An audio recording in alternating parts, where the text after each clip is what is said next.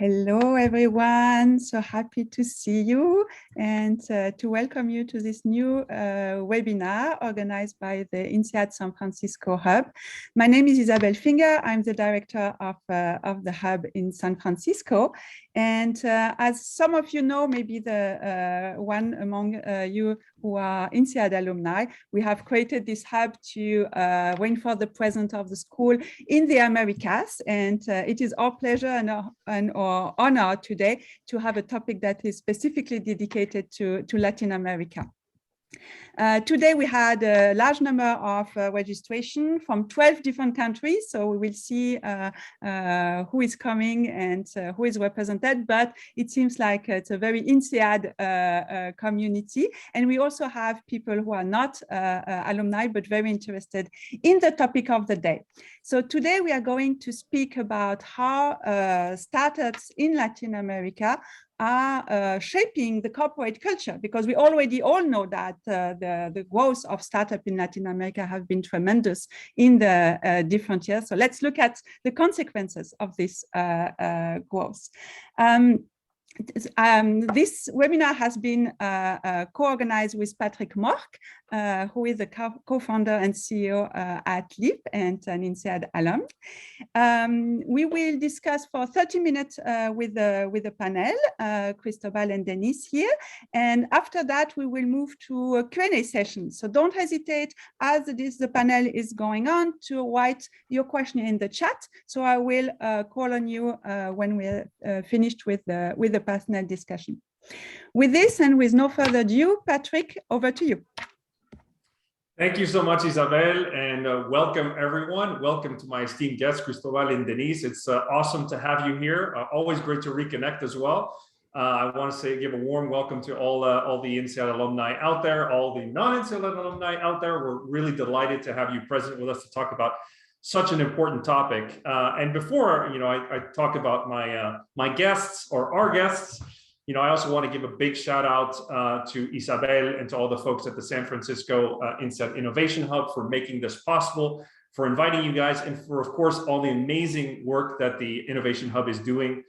It's really amazing to see kind of like how far we've come from the Innovation Hub and all the work that's going on there. So first off, I want to introduce Denise Goldfarb.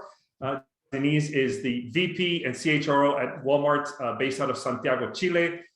She has a senior position on the management team there, has had previous roles at Microsoft, as well as in HR.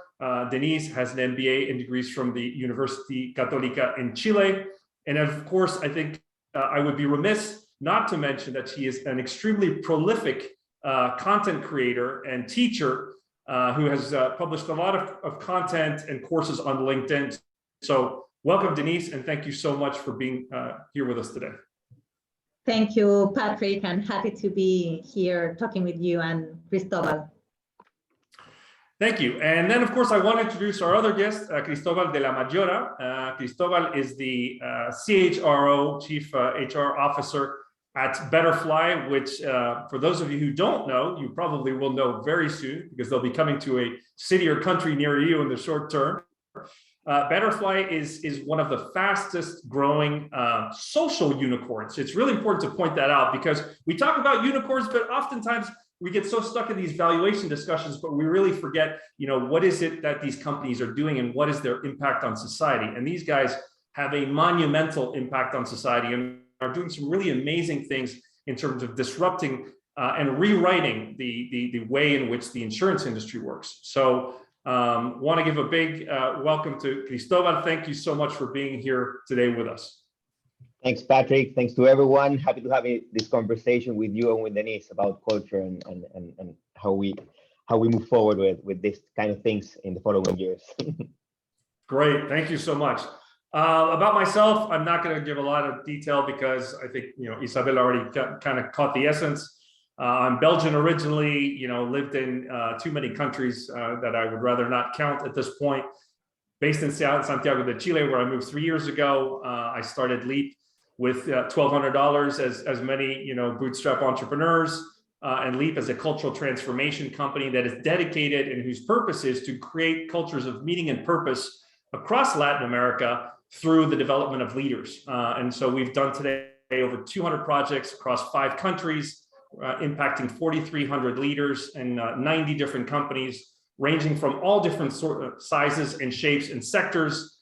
We've worked with Denise and her team at Walmart.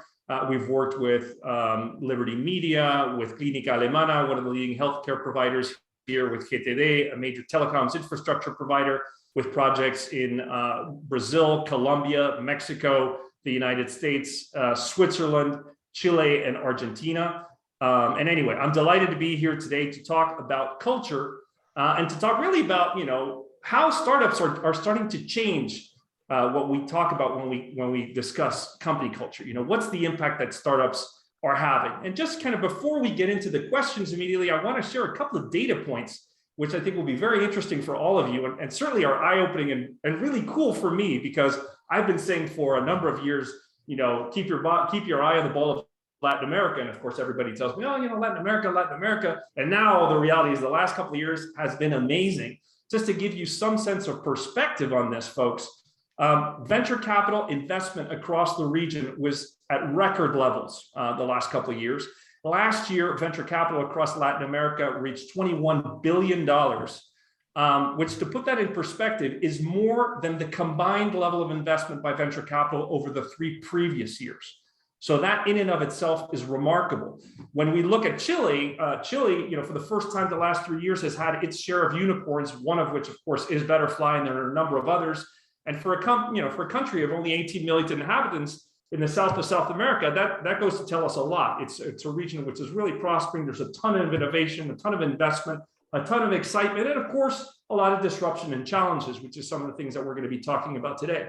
And, when we talk about the landscape and we talk about, the level of investment, one of the things that's on, of course, people's mind is retention. And retention, is always important. And when we look at, some of the data that's been published in Chile, we see that, the level of churn, or the level of what they call rotación, in Chile is fairly high when you compare it to the average levels in the OECD. It's well over 40%, and the OECD average is somewhere around 18%. So there's a lot of churn in a country like Chile. There's a fair amount of churn in markets across the region. And of course, the question we ask ourselves is, well, with all these startups raising venture capital, one of the first things that they do is, of course, they start to hire, and they start to hire very aggressively. So what does that mean for more established, large, and well-respected companies? So, the thing that I want to start off by asking, our panelists today, which kind of seems like a very basic question, but we got to start with the basic questions, is what really is company culture? And why does this matter today more than it has in the past? And so I want to start first with Denise to get your perspective, from your experience at Walmart and in other large companies. What is culture, and why does it matter today? Yeah. Well, thank you, Patrick. I have been working for HR for 20 years, and really the last years, culture has become the #1 competitive advantage in companies. And regarding this, culture can be the main reason on why you're attracting and you're retaining talent, on why you are innovating, on why your business is going to be sustainable in the future. So I think that now it's like #1 reason of all that really, really important matters. And regarding what's happening now on culture, I think that usually in the past, when companies developed their strategy, they were like looking like a very engineering vision about what's our numbers, our profitability in the future, where we wanna be in 5 more years.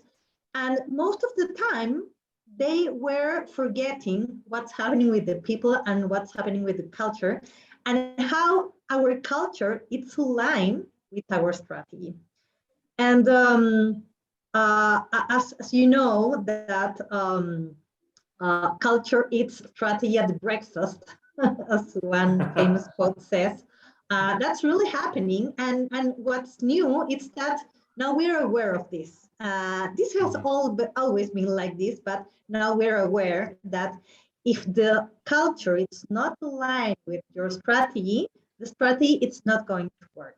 Yeah. Right. So I think that that's maybe one of the main reasons on why leaders are really investing most of their time in HR matters, on designing what's our desired culture and identifying what we need to keep about our culture and what we need to change about our culture. So I think that this is not like a secondary topic in the business side.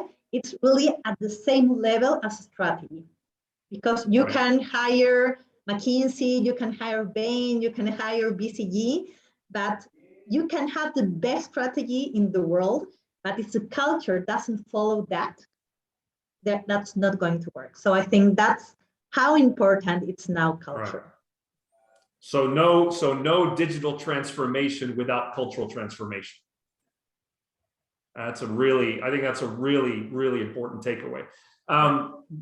Thank you so much, Denise. What about you, Cristobal, from your point of view? I mean, startups are different, obviously. They grow differently, they operate differently, they bend and kind of break rules as they grow. What does it mean for you when you guys talk about culture at Betterfly, and you guys talk about this a lot? I mean, I see your brother talking about this all the time. I see your brother all the time. What is culture at Betterfly, and why does it matter for you guys as a fast-growing company? So I don't have 20 years working in human resources, so I have a lot to learn from Denise and from companies such as Walmart. And something that we have learned in these short 4 years from when you started Burn to Give and now Betterfly is that culture is basically everything for what we're doing. If we want to put it in romantic words, culture is like the blood that runs through our veins in sort of a way. And we've discovered that in a really startup way. We discovered by falling, at the beginning we were 10 people in the same room, and it was really easy for culture to spread out. But as we started growing, that became more difficult, and we started seeing that lack of ability for the culture to flow was pretty much in line with the ability to get our business results. So basically what Denise is saying, I'm completely aligned with that. Like basically we can have a strategy, we can have our goals, but why does culture matter so much for us? It's because it's like the fuel for our cars. It's like the fuel for ourselves. We are in a really, really changing environment every day. We're going north, and all of a sudden we say we're going to go south, and then we go north again. And all of those changes, if you don't have culture is like the way to align everyone to that kind of strategy. And that kind of strategy in startups, many times it changes a lot. So culture is like the thing that brings all together in sort of a way. It's really a broad concept when you look at it, but culture is what actually keeps us together, moving together and pushing forward together. Culture is basically that's why you've heard Eduardo a lot, and Eduardo appears a lot much. I'm the guy behind the cameras. I'm the co-founder behind the cameras, but I do work a lot in this, like without knowing it. I've been working on this from the beginning in Betterfly, and basically because it's for us it's the first step actually before business, before finances. It's the first step. Yeah. Right. And so when you think about culture, how do you guys define culture? Like, when you're out there kind of like recruiting talent, for example, right? Or you're talking to investors, how do you guys define what culture is for you? For me, Patrick? For Cristobal first, and then the follow-up question is actually for you in terms of how you guys are responding to some of the things that those guys are doing. Perfect. So I would say we're as a new company, we have a long way to go, and that's why I was telling before we have a lot to learn of companies such as Walmart, and because we're still figuring out. Like I was telling you before, like 2 years ago we just talked about culture, but we didn't have anything like written down. At some point we said we need to write something down. Like people are getting to we're getting 30 or 40 people each month to a company. Like we have to structure something, and eventually there we started seeing what was culture. And basically cultures for us, it's our values, you can call it this way. It's our purpose. In something we did in Betterfly is that our business model has purpose embedded in the middle. And why we did that, it was a way to make sure ourselves that in the future we were not going to be untruth to our purpose. So basically our business model doesn't work if the purpose is not there. It's the same with our culture. Like if the culture is not there, things are not going to work inside the company. So basically the culture for us, or the definition, is the way in way we act. And giving you concrete examples of one of our values that we use the most. And one of our values we use the most is act like an owner. We actually ask people to act like an owner. Like it was the first definition for us. We were like, okay, what do we need to tell our people to do? Maybe just tell them to act like if they were us, the owners of the company. Like maybe that's the first step. And those kinds of acting like an owner. We have another that's called bias for action. The ways in which we want the people to act are basically a culture for us. We're telling our people, guys, this is the culture. This is how we would love you to act in this kind of environment. Okay. So just summarizing, it sounds like it's a combination of kind of purpose, values, and then behaviors, right? That completely. You want people to believe, right? Okay. Exactly. Yeah. And Denise, I'm curious because startups obviously receive a lot of attention, right? Sometimes fairly, sometimes not fairly. Sometimes, people wondering how is it that they're growing this quickly? How, why do they get this much of attention? But, one of the things when you talk to people who are considering, job opportunities, is that there is this perception that, startups have a different culture, right? That the culture is more fast moving, or the culture is, dynamic or more innovative, as a really well-established, very well-respected brand, that is going through its share of kind of transformations, because retail is changing, all the time. What does this mean for a company like Walmart when you are trying to recruit people who might be looking at these companies like Betterfly and others and looking at their culture versus Walmart's culture? Yeah. Well, I think that the landscape has changed a lot. When I began working on 2020 years ago, I remember that the people that finished universities really wanted to work at a big company. That was like, oh, that's my dream, to work in a very big company.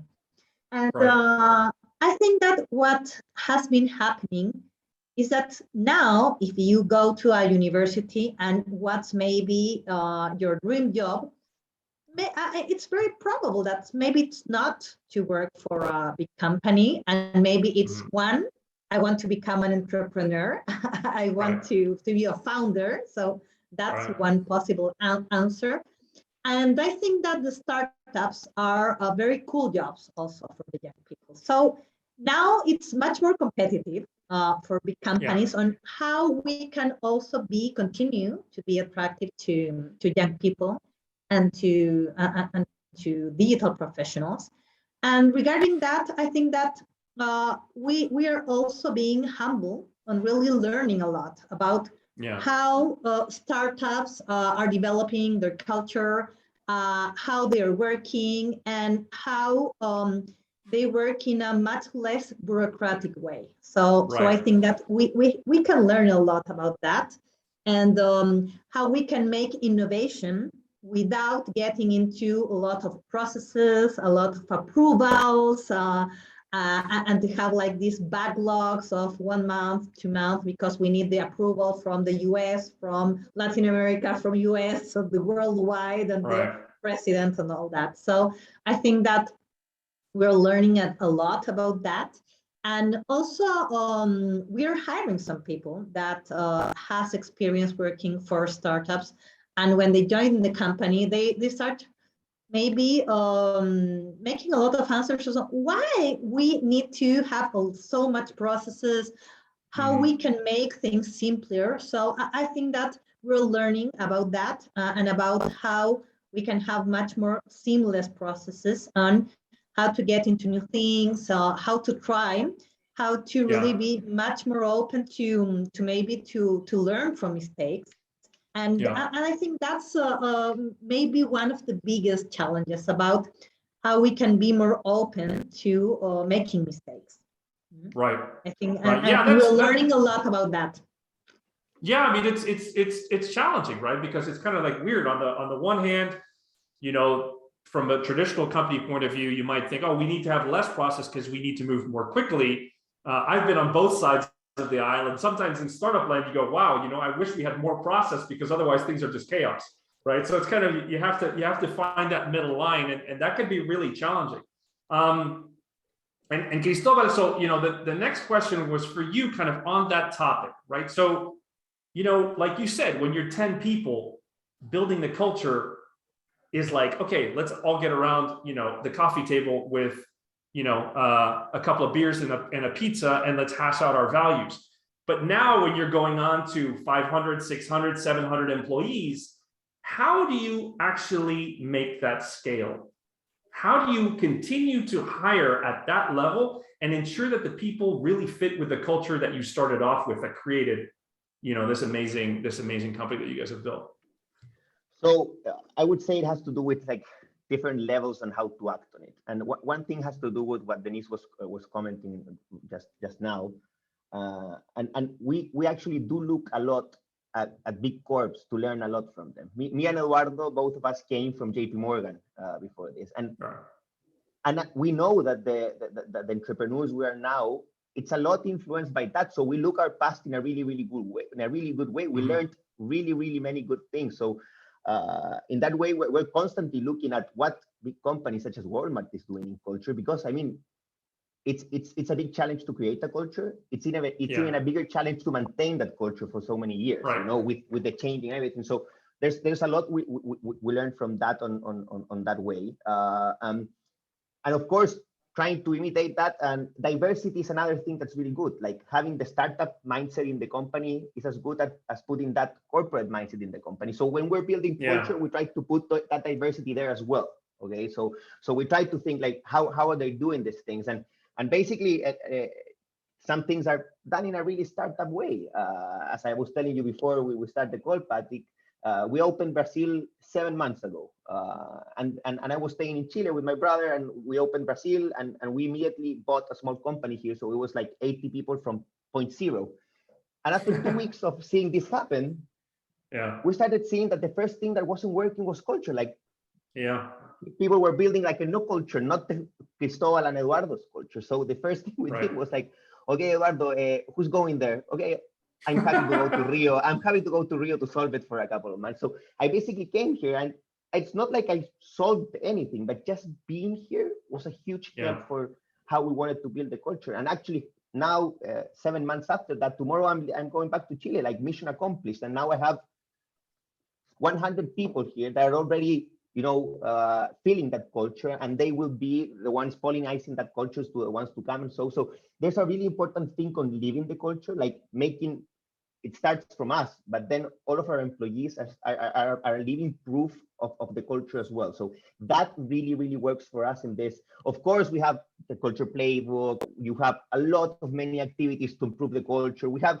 all the by the book stuff to promote culture, but of course there's other things that go outside the book, like just being there, just promoting that. And we try to balance those two things, like by the book things and going off the book of out of the box, and how to try to be with the people here, have a lot of culture talents.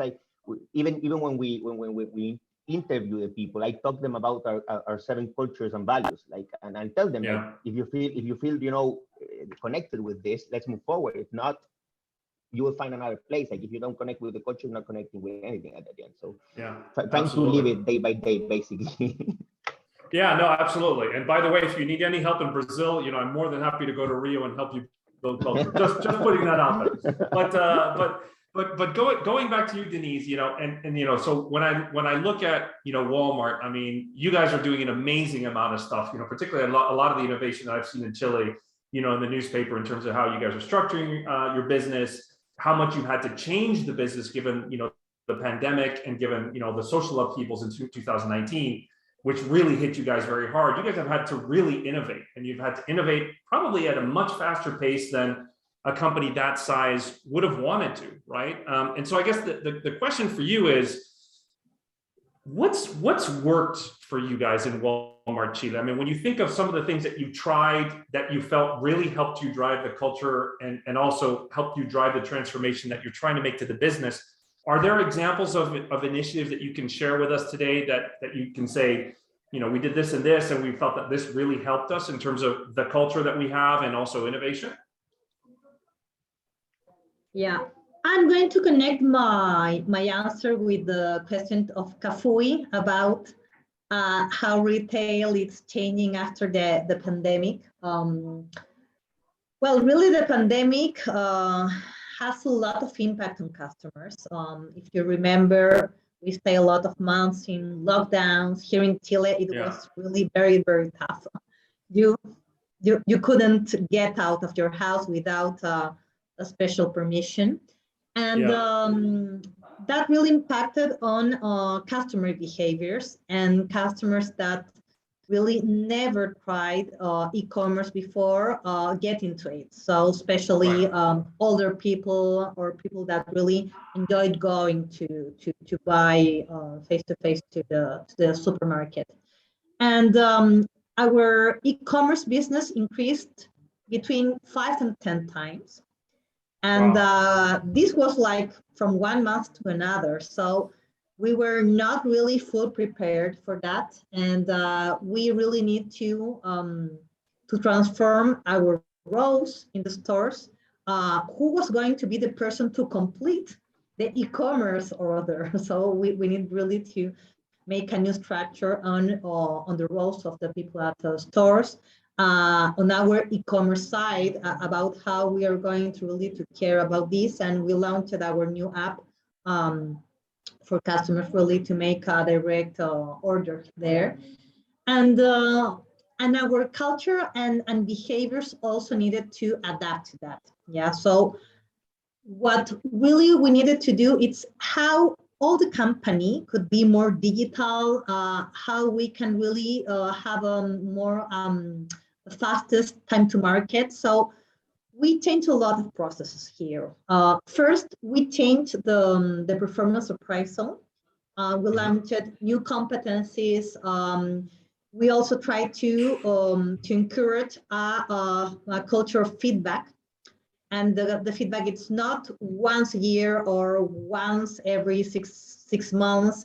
It's not only from your boss, and really how you can be very, very proactive on asking feedback. And feedback, it's not only from your boss, it's from your peers, it's maybe from your direct reports, and how we encourage that feedback was not only telling bad news for you, but only how you can improve or how you can realize what you are doing right. So we changed that. And also learning culture. That was really, really very, very important on how every one of us became lifelong learners. So there we encourage different initiatives with online programs at that time because of the lockdown. We also launched the license with LinkedIn Learning also to have the platform with all the courses, and also a culture of collaboration. So that's what really very, very important at that time. And this happened not only in the stores, not only in the distribution centers, this also happened at the home office. And how we were really careful about evolving ourselves, about learning new things, and to really being very, very open on how we need to keep on learning and how we also need to improve new ways of working. So we're still on this. This is a work in progress totally. We are developing now a very big project on enterprise agility. So we're making a lot of changes here on working on tribes, on having much an end-to-end vision. And we're still learning here. This process is going to take, it started last year, but it's going to take all this year and also next year to really to transform all the company and to make a new design about how every area is going to work. So I think those are some, that's super helpful. Thank you so much for those examples, because I think, you know, the two key takeaways that I'm taking from what you just said, which I think is really worth repeating for the audience, is, you know, when you create an environment of lifelong learning, and I always laugh about lifelong learning because at INSEAD, that's kind of like the mantra at INSEAD, right? But when you create that environment of lifelong learning, whether you're working in a startup or whether you're working in a much larger organization, a much more traditional organization, one of the things that we've seen at LEAP in our research is that, particularly millennials and Gen Z place a very high premium on going to work in environments where learning is encouraged and where there's really a development plan for people, right? So people want to grow. People have more access to information and data than they've ever had before. And the expectation when they go into a new role in a new company is, I don't want to just do a job, I want to grow and develop, right? So I think what you guys are doing at Walmart from that perspective is really cool and noteworthy. And I've seen a number of the courses that you've done on LinkedIn, which is I think, fabulous. I think the other thing that you mentioned as well, and I remember we did some work together with Walmart last year on helping developing some of that content, is this focus on feedback. And I can't stress that enough, because at LEAP, we work with 90 plus companies of all different sizes across Latin America. And one of the most common challenges that we see is the lack of feedback in organizations. And it happens in every company at every size. It doesn't matter whether it's a traditional company, whether it's a startup. People often shy away from giving feedback, particularly tough feedback.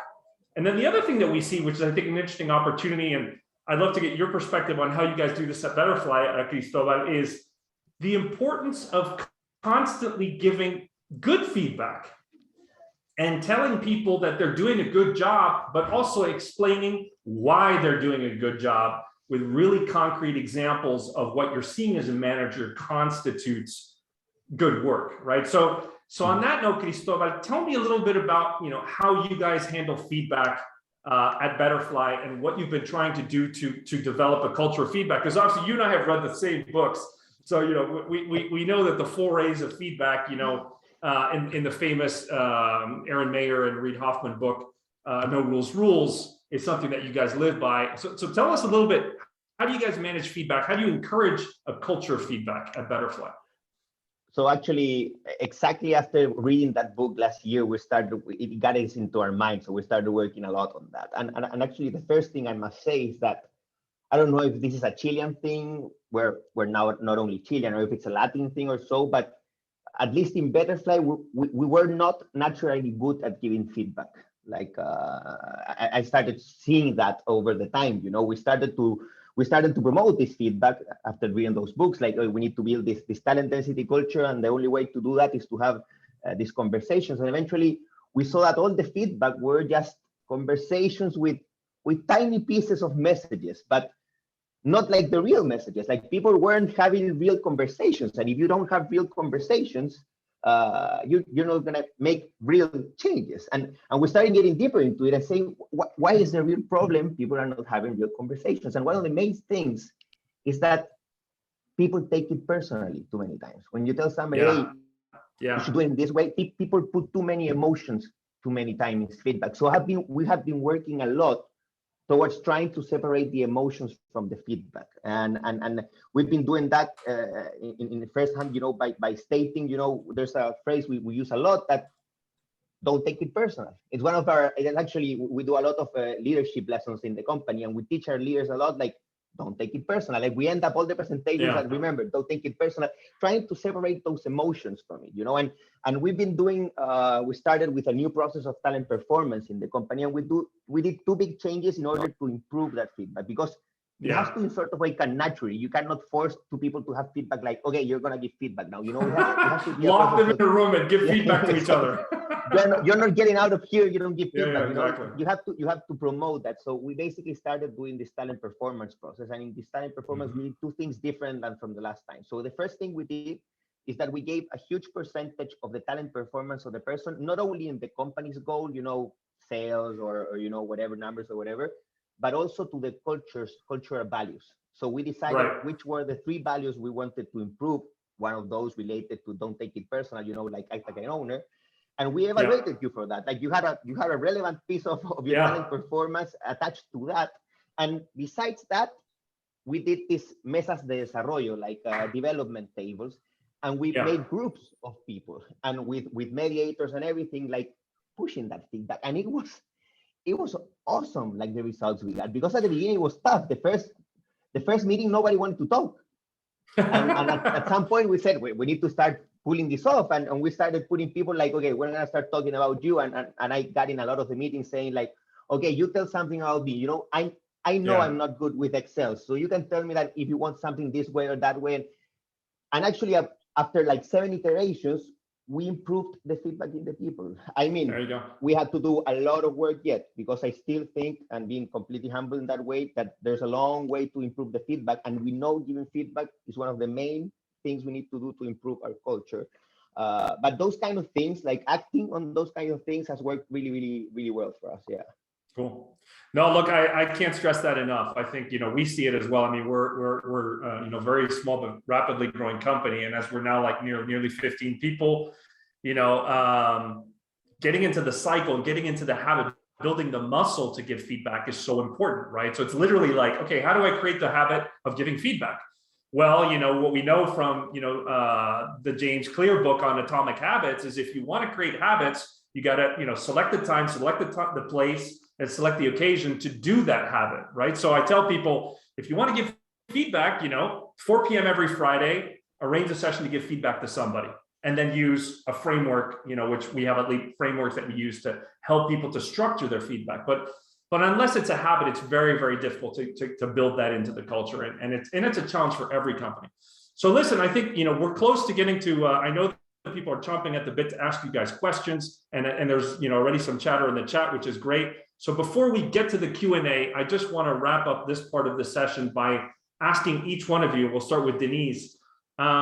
If there's 1 or 2 practical tips that you can give people in the audience on, how do you go about improving your culture, right? How do you go about strengthening your culture, particularly, in this kind of VUCA age of change, transformation, and challenge? Denise, you talked about a couple of things. Are any key tips or advice to people who are listening in today on how you can go about changing your culture, making a more innovative culture, moving more quickly? Any thoughts on that? Yeah, if I can say 2 things. First, empower the people. I think that's really, really very, very important. And also encourage collaboration. That's my 2 recommendations for that. Those are great. Those are great. I mean, obviously, the more we empower people, the more we get innovation, we get people to participate, we get people to bring us new ideas, and that move the organization forward. So thank you for that. Cristobal, what about you? Any tips, any lessons learned on from your perspective at Betterfly? Definitely. I would say I'm going to say it again, because I really need to stress it out. Like, feedback, creating a culture of feedback is the first thing that you should do. So, but we just talked about that, so I'm not going to stop on that one. But I would say the other thing that has worked for us so far, maybe it depends on the stage of your company or so, but it's actually living it, being part of it. Right. They just write it down and pass it through. At least it hasn't worked for us. And the more we grow, the more we see it's more difficult. So I'm guessing, I don't know, I don't have a huge company yet, but we're getting there. But I'm guessing that the bigger you get, the more difficult it gets to do that. So being part of it, living it, making the people, it has to do with empowering the people, making the people also part of it, and leading by example as well. Like, make your leaders lead by example, living the culture. Like, leading by example with the culture is something super important. You cannot ask somebody to be the culture if you're not the culture yourself. So being part of it and truly living it, I completely, it's part of what we do every day, basically.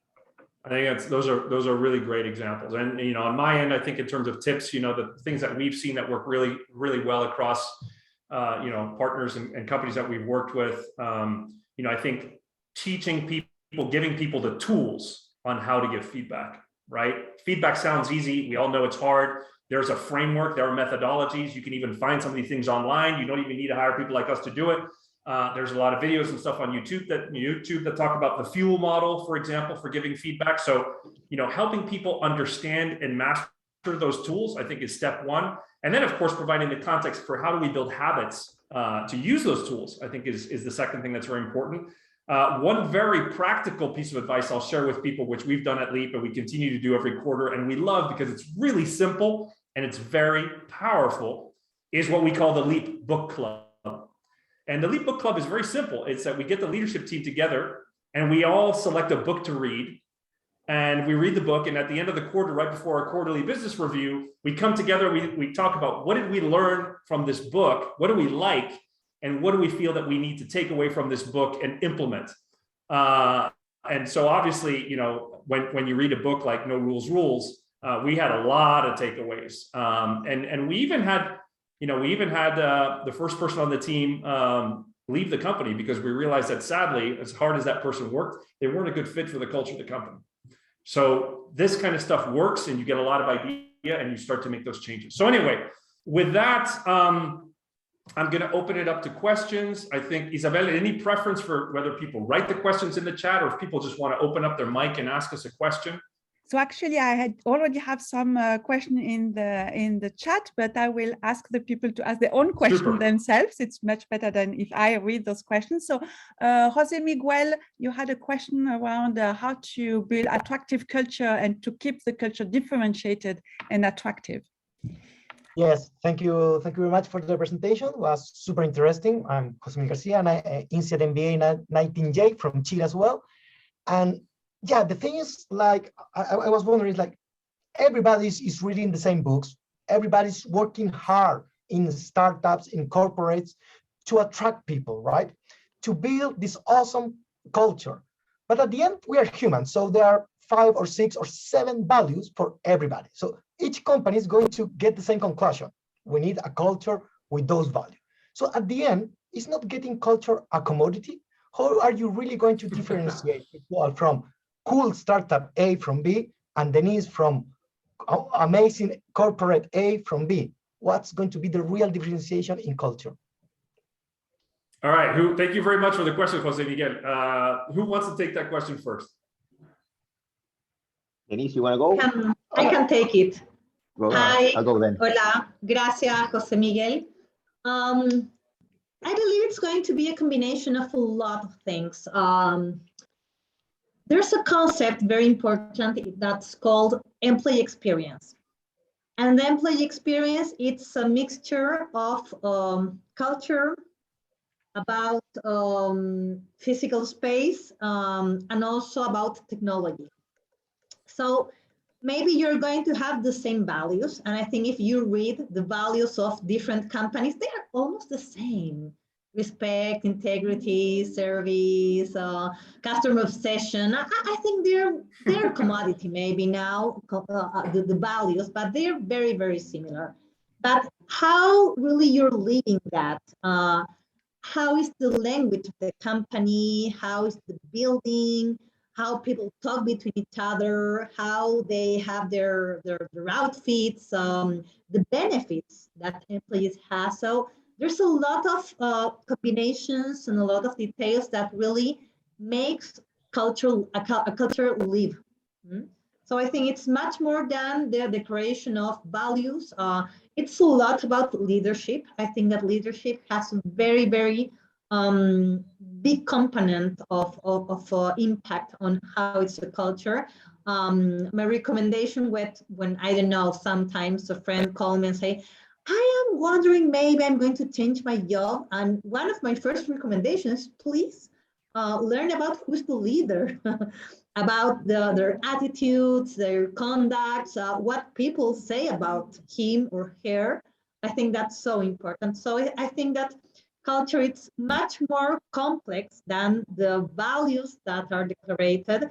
And it's a lot about experience, about how people live, how it's day to day, how they have relations between each other, and that unique form of living in a company. But I think it's a very, very complex phenomenon. And I have worked for 5 or 6 different companies, and maybe the values are very similar, but it's so different, the experience in each one of the companies. I think the people, the team, are the main difference there, but also a lot of the building, the benefits, the technology, how technology also can make your life easier. That's also very important in the experience, the opportunities, the challenges. I think that's very, very important. And the emotions. how you inspire some emotions on the employees, and how, if they really, when they wake up in the morning, if they want to go to work or no. And how do you get that? Because I can get from Cristobal, because his company is super purpose driven, but Walmart is retail. It's so how do you get to an employee to say, yes, I'm going to work with all this energy in Walmart? Well, our purpose, Jose Miguel, it's save people money and time, and really to ensure to have them better lives. So we're very inspired on this, and how also we are helping a lot of very small companies. I don't know if you know the initiative Soy Pyme. We're working with more than 300 very little entrepreneurs here, local entrepreneurs. We're helping a lot of communities. We're encouraging female entrepreneurs. And also we work a lot with communities. Each time that we open a new store, months before that, we make a focus groups with the neighbors, to really to understand what they are expecting from the supermarket, what are their problems. And what we do when we launch a new stores, it's first, we give them jobs. So that's very, very important for them. And sometimes they're expecting, that maybe this is not the more safety neighborhood, but with the supermarket and with the parking, we're going to have light. Yeah. So with the light, we're going to have a much more safety place to live. So I think that that's very important to have that connection with the community. So we're very inspired in such a big amount of things and initiatives here. And maybe adding something to you, Denise, I completely agree. And something big companies such as Walmart do, it's the employee experience, and it's such a challenge for us, and we try to do that. I mean, it's a super common word. Everyone wants to have but it's difficult for companies such as ours, because we're changing so much. It's difficult to be that employee experience, and employees do want that. There's a lot of employees that they want to build a career path. They want a challenge that's sustainable over time, and big companies such as Walmart are much more better with that companies such as ours, because, for instance, I have differentiators such as you asked, Jose Miguel, and it's really, I'm gonna go for one super tactical thing. We said, okay, we need to be differentiated by our benefits. So we're gonna change our benefits. We're not gonna give the common benefits, we're gonna give a couple of different benefits. And one of our benefits has to do with our company, is to make dreams come true. So when you enter the company, your first day, you put, what is your dream? And 3 times a year, we put all the dreams in a tombola, and we take one out, and we do that dream come true.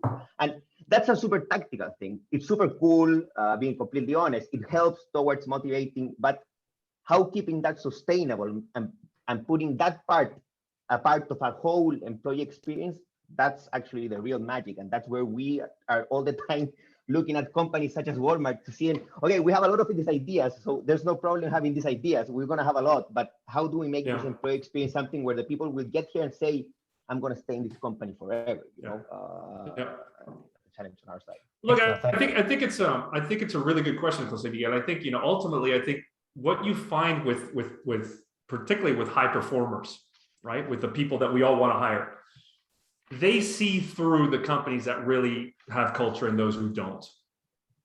They're not stupid. They figure that out very quickly, right? Whether they figure out through Glassdoor, or they figure out talking to friends who are connected to somebody on LinkedIn who works at that company, they'll ask the right questions. They will figure it out very quickly. I think, to me, the short answer to your question is that the people who differentiate on culture are the people who their actions, are based on their values and their purpose. They walk the walk.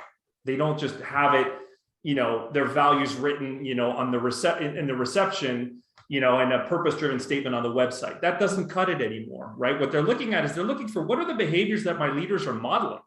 What are my leaders doing that makes me believe or not believe that these people are really, culture-driven, right? So to give you an example at Leap, from the very first time that we hired our first employee, I decided that I would give that person 6 sessions of coaching, and I would pay for it, which as a startup, you would be like, what? You're going to buy coaching for your employees? Are you nuts? I mean, startups is all about, cash flow, right? And it's about survival the first couple of years. And I did that, and I made that decision. And that's something that we do for every single person that enters and leaves, is we give them free coaching. And we do it because one of our values is growth mindset. So how are we going to be growth mindset oriented if we're not investing in our people, right? If we're not investing on getting them onboarded, if we're not investing in helping them understand the benefits of coaching, if we're not vested in developing them as leaders, right? And so ultimately, the behavior that we model as leaders in our companies is what tells people whether we're really values and culture driven. And I think the other part of that, without going into too much details, we don't have a lot of time, is your recruiting process has to be culture driven, right? I think one of the biggest challenges I see in Latin America is that recruitment is focused on people's experience and it's focused on their skills. That's not always the best approach. As a matter of fact, at Google, I recruited a guy who came from investment banking and who had never worked in tech to work in brand marketing at Google Play. And he ended up being one of the most amazing employees I've ever hired, because he had the right mindset. He was growth oriented. He was googly in terms of Google's values. And, he brought us a perspective as a non-tech, non-marketing person that we lacked in the team. So I think, you walk the talk, and then you got to hire based on values, not just on skill. Thank you for that answer. We do have a few other questions, and they are really interesting. So Mary, you had a question about timing culture change. Go ahead. Yes, thank you. And thank you guys, Peruana in Florida. So going on the Latin America part, my question was about change. And, we talked about culture and technology and the ability for the company to catch up with change when you're going into this fast speed of transformation. So my question was about timing. I'm coming from a context, I am an executive recruiter, so I'm usually placing transformational leaders, someone that is coming as a catalyst to lead a new area, chief digital officer, chief sustainable officer, metaverse. Do they want to be the catalyst is number one. Sometimes they don't want to be the only one coming in. They're hoping that there's a certain transformation going on from a cultural perspective inside the company. So the question was about, how do you time it? What are the metrics that you provide that help you see what that is being done? What do you show the CEO and what do you show the board? Or should they be asking you that maybe they are not, that allows them to see how successful they are with culture change and the time? Denise, that's maybe more to you, where we are all the time crazy with timing and with cultural changes. So maybe it's not for the stage of my company, that question. Yeah, Mary, maybe to understand better your question, it's regarding metrics or regarding the people side? What's the approach of your question and change? Well, so in the case of, I'm referring to timing more than anything else. A metric being time. What are the metrics that allow you to time how you are progressing from a cultural change perspective? I mean, when I used to work in corporate, for us it was a 3-year journey, no matter what we try to do. But I think now we don't have 3 years to change many things, because transformation of speed of all the implementations are a lot faster. By the way, Cristobal, I just want to know if I can put my dream in your bucket for the next time. I think that's a great approach to drive engagement and inspire. But that's mainly the question, Denise, is how do you time it? What are the metrics for you that help you see that you're being successful? Yeah. Well, really, this is very closely related to the initiative that I was telling some minutes before about agility and enterprise agility. We're deploying this and using really a 9-dimension model about how we can be a much more agile company. And this is regarding structure, government, development, metrics, financial decisions, and it's really a very, very systemic view about how we can really change here. And to really change and to be a faster company, one of the first questions that we ask ourselves is about our structure. and about, for instance, how many layers we have in the company. So when you have a company with, I don't know, it's not a real number, but if you have 15 levels of layers between the CEO and maybe the people that work at the store, you're going to take so much time to really to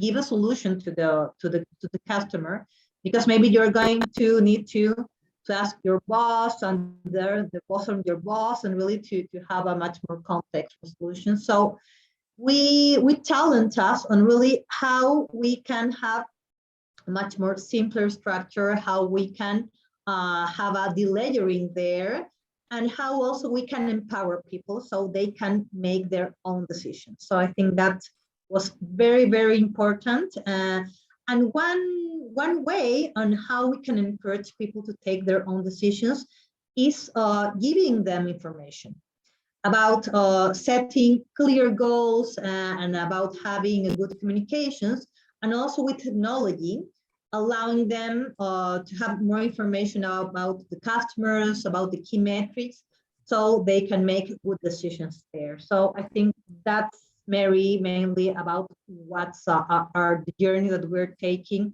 about change and about how we can be faster also. And also to connect with what are the needs of our customers. And really what customers want, it's companies to be fast. If you ask, I don't know, you need something from the supermarket, we have competitors that gives your order in less than 60 minutes. We're still not there, but we're working for that. So we really need to move faster. Thanks, Denise. I think Patrick, you had shared about No Rules book of Erin Meyer there. Yeah, I mean, there's a lot of great books on culture, right? I mean, that's just the latest one that I've read, but Work Rules by Laszlo Bock, who is Google's former VP of People Operations, is also a fantastic read. There's obviously a lot to learn from the way Google manages culture and people, right? So that's definitely a good read. I think in terms of going back to your question as well, in terms of timings and metrics, I think we all need to do a better job of measuring culture, right? I mean, the reality is, today companies are financially driven because that's the metric that most of us are used to, right? And so if we don't get out and measure EPS, right, and employee promoter score, and we don't know whether our employees are willing to recommend our company as a place to work, that's a flag, right? That's one of the first things that we need to start measuring. Then I think, the other thing is, if you look at what, Mercado Libre does, they're constantly sending very short 2 or 3 question pulse surveys across the organization on a weekly basis to see how teams are feeling and how they're performing, right? And so, you have to get into a feedback loop, which is much faster. And the challenge with larger companies is that the performance process, which is tied to feedback, only happens once or twice a year. Whereas with startups, feedback tends to be continuous and constant. And so people have a better barometer of how they're doing, and they get feedback more often, which allows them to improve, right? So there's a lot of things that we need to learn, but I think the first thing to do is to start, thinking about what are the culture related metrics that we need to measure, and then how often do we measure them? And then of course, the critical last piece in that is, once you start measuring and you start surveying and asking people questions, you create an expectation that there's going to be change. Yeah, and that's the whole idea. That's a killer for a lot of companies, because a lot of companies, they'll do a survey and they'll get a whole bunch of bad crap back, and then they'll be like, oh my God, we can't act on this. And of course, the feedback loop towards the employees is negative. It's basically management doesn't really care, or management doesn't have the time, or management is focused on other things, right? So I think we have time, maybe Isabel, for one last question, because I know that we're pretty much close on time. Yes, so Andrea, you had a question about how to know whether culture is healthy. So Andrea, do you want to go ahead and ask your question? Hi, thank you. Yeah, it's related to what Patrick just said. How do you measure and how do you know what people's experience is being related to culture? Because it has a very personal experience component. Because it's made of domestic things, how your relationships are with your coworkers, with your leaders. And sometimes some teams can have kind of a toxic culture, like in in between all the general culture. So how do you know which teams may need an intervention, for example? Or do you have any way of measuring that? That's the question. Well, Andrea, I can answer that. Well, there's a lot of measures. I think that the more traditional ways of measuring this, it's a survey on with the ENPS and about like this satisfaction surveys. So many companies have this this type of measurement and about understanding on different dimensions. If you agree with some items. So I think that that's maybe the most traditional way of understanding how it's the employee experience. And I think that a more modern approach there, it's to use the same metrics that the company uses to measure customer satisfaction. Yeah. So first you design the journey of the employee cycle, on understanding what happens on or what is expected to happen when they are recruited, on the onboarding, on their development, when they leave the company. So you can design this journey and you can measure on specific times during that cycle what's the satisfaction of the employee. So we're working actually on a model that combines the employee journey with the customer journey, on designing what are the attributes of the service that you want to give and the experience that you want to ensure on your employees and your customers. And really also we are generating a model on how we can measure if each one of that moments and understand where the gaps or where we're doing a good job. I would just add to that because, of course, there's the classic tools, and of course they help in measuring NPS. You can do it by teams or so.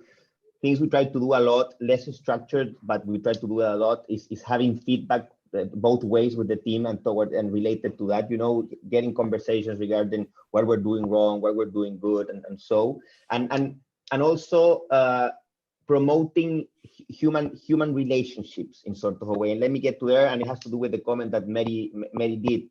Office Vibe is an awesome tool, and actually we're implementing it in Betterfly as well.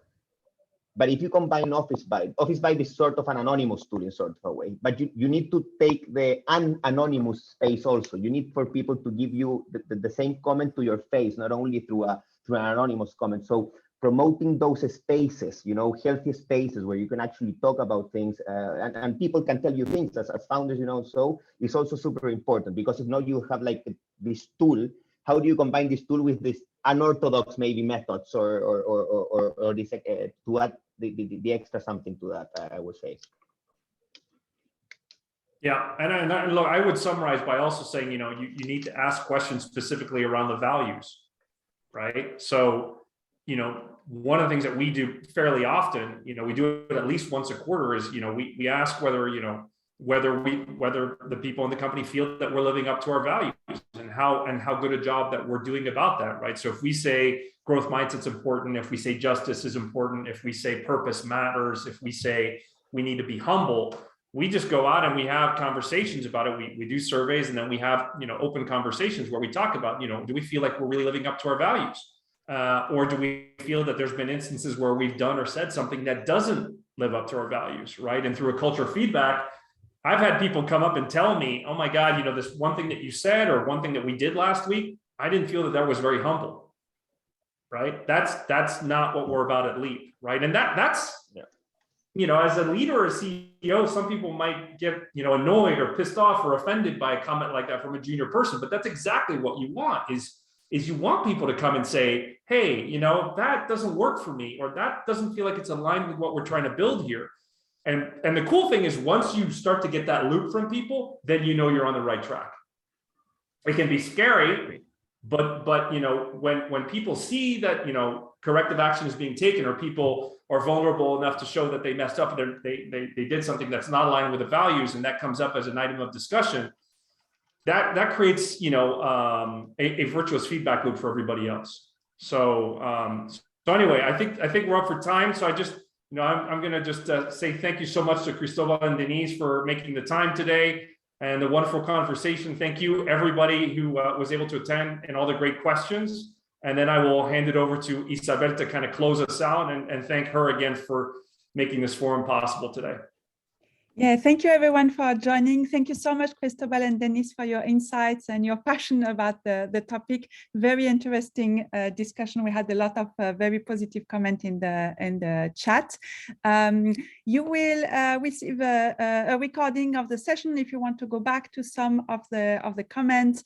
I will ask Patrick to give me the list of books, so we will also share with you in the email, so you can you will know how to spend the summer break on the beach reading. And see you soon. Keep an eye on the other events we will be organizing, and don't hesitate to reach out for any questions or any comments you would like to have. Goodbye, everyone. Thanks, everyone. Thanks, everyone. So long. Thank you, Isabel. Bye-bye. Bye-bye.